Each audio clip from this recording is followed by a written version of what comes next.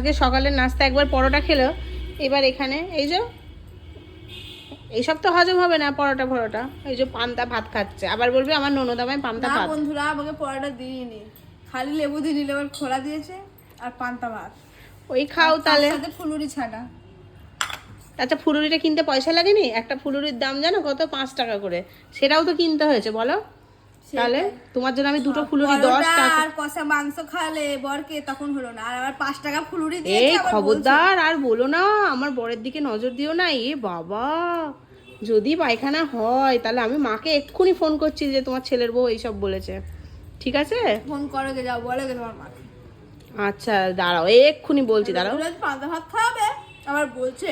আচ্ছা না না, ওরকম করো না, রাগ করো না, খেয়ে নাও পান্তা কটা, খেয়ে বাসন কটা মেজে ফেলো। হ্যাঁ পারবো না রোজ রোজ বাসন মাজতে।